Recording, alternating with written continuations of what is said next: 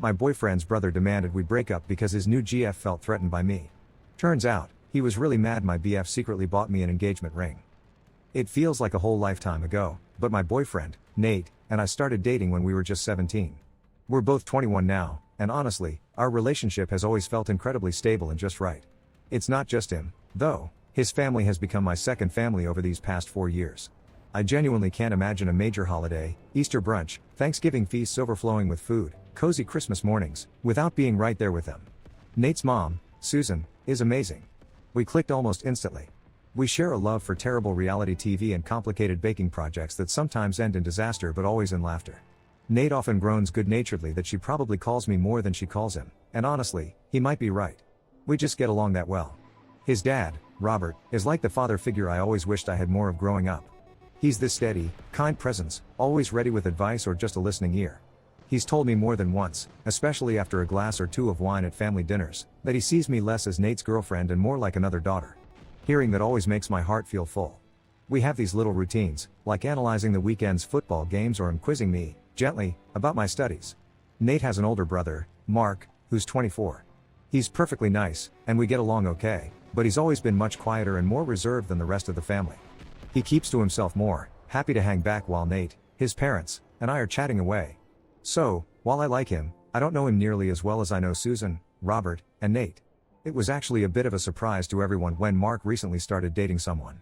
As far as I knew, this was the first serious relationship he'd been in since we all met back in high school. Naturally, everyone was curious and hopeful for him. This past weekend was a particularly special one. It was Susan and Robert's wedding anniversary. They always like to mark it with a nice family dinner, and I was, of course, invited as usual. This year felt a bit different, though, because they'd also asked Mark to bring his new girlfriend, Jessica, so everyone could finally meet her. She's our age, 21, and I was genuinely looking forward to it. I thought maybe Mark had found someone great, and perhaps I'd even make a new friend. I headed over to Nate's parents' place early on Saturday afternoon. Susan and I had grand plans to tackle an ambitious coq au vin recipe for the anniversary dinner, something we'd been talking about trying for weeks. The afternoon was lovely and relaxed, just me, Nate, Susan, and Robert. We chopped vegetables, stirred sauces, listened to music, and just enjoyed the comfortable familiarity. Nate helped his dad with some minor fix-it task in the garage, and Susan and I gossiped while the chicken simmered. It felt like any other wonderful weekend gathering. Mark and Jessica arrived later in the evening, just as we were putting the finishing touches on the meal prep. The shift in atmosphere was almost immediate. Jessica walked in, and right away, she seemed determined to make a big impression, though maybe not the kind she intended. She scanned the room, zeroed in on Nate and Robert who were chatting near the fireplace, and walked straight up to them. She declared, rather loudly, that she hadn't realized all the men in the family were so handsome. Then, she gave both Nate and Robert these hugs that seemed to go on just a bit too long, pressing herself against them in a way that felt overly familiar for a first meeting. Nate visibly tensed up, and Robert had this slightly awkward, polite smile plastered on his face. After detaching herself from the men, she finally turned towards Susan, who was standing near me by the kitchen island. Jessica completely bypassed me, didn't even glance my way, and gushed to Susan about how pretty she was.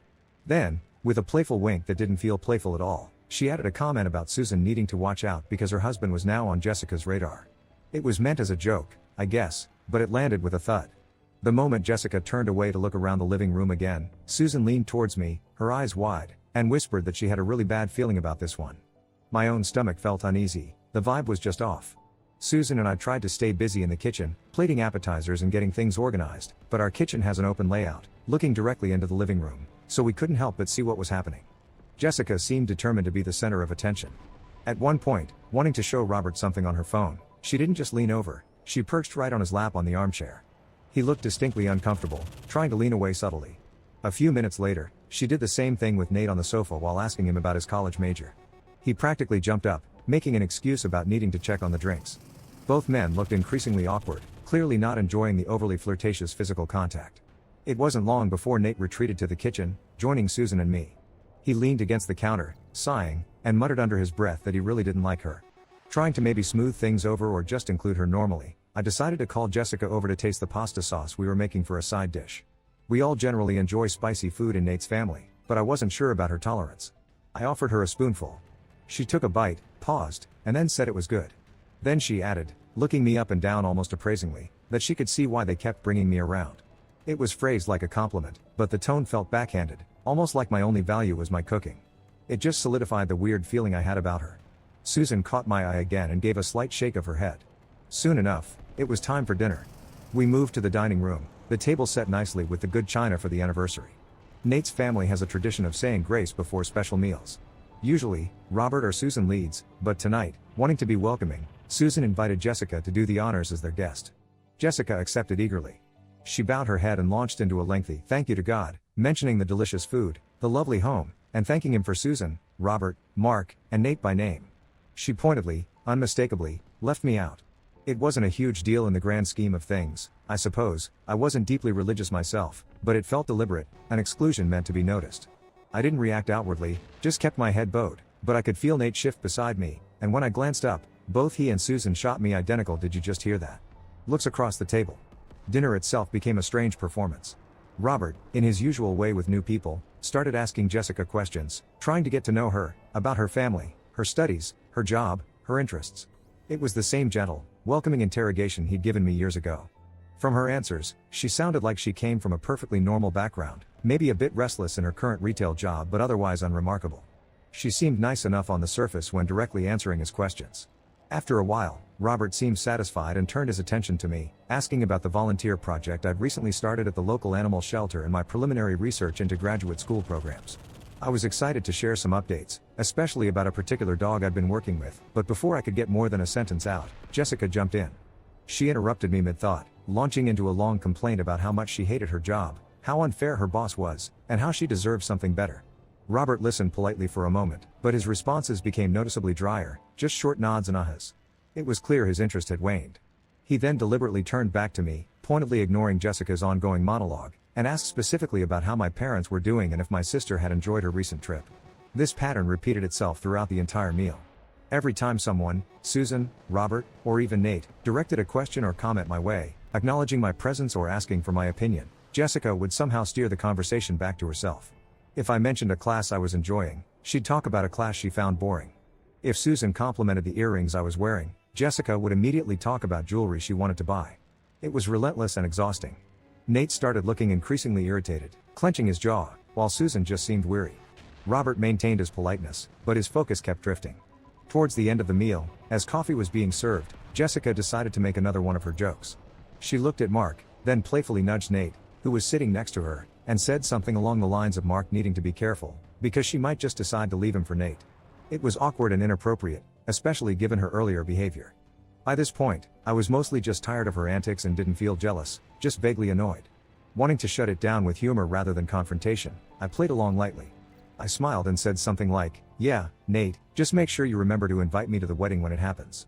I meant it sarcastically, a way to diffuse the weirdness. Apparently, that was the wrong thing to say. It was like a switch flipped. Jessica's playful demeanor vanished, and her eyes filled with tears. She suddenly started crying, accusing me of trying to embarrass her all night long. She claimed I was deliberately making her look bad in front of Nate's family, that I was acting like I owned the place and hogging everyone's attention. It escalated quickly into a rambling, tearful tirade about how threatened she felt by my relationship with the family and how I was making it impossible for her to fit in. The rest of us just sat there, stunned into silence. Mark looked mortified, trying to quiet her down. The atmosphere was completely ruined.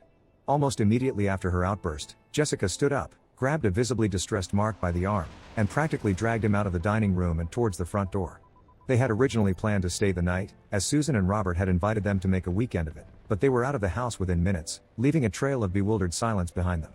Once the door closed, there was this collective exhale around the table. Susan immediately reached across and squeezed my hand, apologizing profusely for Jessica's behavior. Robert echoed her sentiments, saying he was sorry I had to endure that during their anniversary dinner. Nate wrapped an arm around me, looking furious on my behalf. We all agreed Jessica's behavior was completely out of line. We tried to salvage the rest of the evening, having some coffee and later some wine, talking about anything but Jessica and Mark for a while, but the celebratory mood had definitely dampened. We ended up watching a movie, trying to relax, but the tension lingered. The next morning felt heavy. We were having a late, quiet breakfast when Susan's phone rang. It was Mark. She answered, and his voice was immediately audible, tight with anger.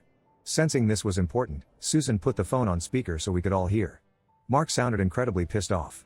He launched straight into how upset Jessica was, blaming both me and his family for the disastrous evening. He said Jessica was devastated, feeling attacked and unwelcome, and was now having serious doubts about their relationship and about him. According to Mark, Jessica felt that as long as I was so deeply integrated into the family, She couldn't see a future for them together. Then came the truly unbelievable part. Mark, sounding completely serious, stated that the only way to fix this, the only way for Jessica to feel secure and stop crying, was if Nate and I broke up. He actually asked Nate, right there on speakerphone, to end our 4-year relationship to appease his girlfriend of a few months. Nate immediately shut that down, telling Mark absolutely not, that it was an insane request. Susan and Robert chimed in, telling Mark his demand was unfair and unacceptable. Mark's response was chilling. He told them, his voice cold, that it was either me out of the family picture, or he was. He stated he didn't want to lose Jessica over someone who wasn't even real family, someone not related by blood. Then he hung up. We were all just stunned. Susan looked like she was about to cry. Robert was pale and quiet. Nate was furious and hurt. Since that phone call, Mark hasn't answered any calls or texts from his parents or Nate. The silence is deafening and incredibly stressful for everyone. Susan is worried sick about him, Robert feels caught in the middle, and Nate is oscillating between anger at his brother and guilt that this somehow involves me. I feel this horrible mix of guilt, confusion, and hurt. I know rationally I didn't do anything wrong, but I hate being the catalyst for such a massive family rift. I love Nate, and I adore his parents, they feel like my own. The thought of being the reason this family breaks apart is unbearable.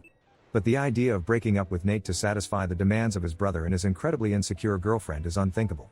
I'm just completely lost, unsure how to navigate this mess or even how to process the sheer absurdity of it all. Update first off, thank you to everyone who shared their thoughts. Reading the responses really helped me feel less like I was going crazy or being selfish for wanting to stay in my relationship and remain close to Nate's family. It solidified my resolve not to let Mark or Jessica dictate our lives or manipulate the situation. Nate and I are sticking together, and his parents are fully supportive of us. There's been a bit of a development that sheds some more light on maybe why Mark reacted so extremely, although it doesn't excuse his or Jessica's behavior.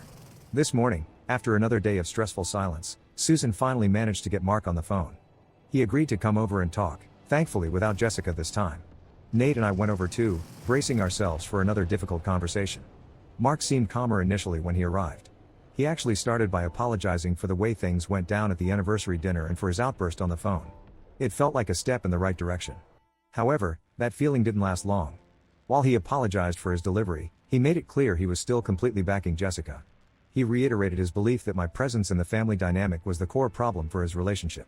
He, again, suggested that the best thing for his relationship would be for Nate and me to break up. This, understandably, set Nate off. There was a lot of heated back and forth between the brothers. Nate was trying to make Mark see how irrational and unfair he was being, how Jessica's insecurities shouldn't destroy long-standing family relationships. Mark kept insisting that Jessica felt threatened and that Nate and his parents weren't understanding her perspective or prioritizing Mark's happiness. He accused Nate of always getting things easy, of having the perfect relationship in the family's favor, while he struggled. I mostly stayed quiet during this exchange. It felt like something they needed to hash out, however painfully. Susan and Robert tried to mediate, but both brothers were too entrenched in their positions. Eventually, Mark got angry all over again, his voice rising. He stood up abruptly, ready to leave. As he was heading towards the door, he turned back, looked directly at Nate, and spat out something truly venomous. He told Nate he could shove that ring he bought up his rear end, and that Nate shouldn't even think about inviting him to the wedding. Then he stormed out, slamming the door behind him. The room felt thick with tension and confusion after he left. A ring? A wedding? Nate looked incredibly uncomfortable and pained. After a few moments of heavy silence, Nate took a deep breath and decided to explain. He turned to me, his expression a mixture of regret and nervousness, and told me something he had been keeping secret. Apparently, he had bought an engagement ring for me several months ago. His plan wasn't to propose immediately, but sometime in the near future when the moment felt right. He had excitedly shared this news with his parents and, crucially, with Mark a while back. Nate said that almost immediately after he told Mark about the ring and his intention to propose, the dynamic between them shifted. Mark became more distant, subtly more critical, and there was an undercurrent of tension that Nate hadn't fully understood until now. Hearing Mark's parting shot about the ring and the wedding made it click for Nate, and for me. So, while Jessica's behavior was undeniably awful and likely fueled by her own insecurities, it seems like a significant part of Mark's intense reaction and his willingness to back her unreasonable demands stems from his own feelings about Nate planning to marry me. Maybe it's jealousy, maybe it's feeling left behind, maybe it's resentment that his younger brother is hitting major life milestones first. I'm still bewildered by Jessica's actions, the flirting, the interruptions, the sudden meltdown, but understanding this underlying resentment from Mark makes his ultimatum, while still unacceptable, slightly less baffling. It wasn't just about Jessica's feelings, it was tangled up with his own issues regarding Nate and me getting serious. Learning about the proposal plan was definitely a shock. Part of me felt a surge of happiness knowing Nate wants to marry me, but another part felt strange realizing this huge family drama was partly orbiting around a ring I didn't even know existed. It's a weird mix of emotions. Someone asked about Mark's dating history, and Susan confirmed later that this relationship with Jessica is genuinely the first serious one he's had since a brief high school thing when he was about 16. He's 24 now, so maybe seeing Nate so settled and planning a future triggered something in him, making him cling fiercely to his own new relationship, however flawed it might be. Anyway, that's the latest. Nate felt bad that the surprise was partially spoiled, but we talked it through properly later. He reassured me he still plans to propose officially, with the ring, when he originally intended to. We're solid, and I'm definitely staying with him. I'm also going to continue being part of Susan and Robert's lives, just as before. However, I think it's wise for Nate and me to keep our distance from Mark and, by extension, Jessica for the foreseeable future. Things are way too raw right now, and honestly, I don't trust that further interactions wouldn't lead to more drama. Hopefully, Mark will eventually come around, but until then, protecting our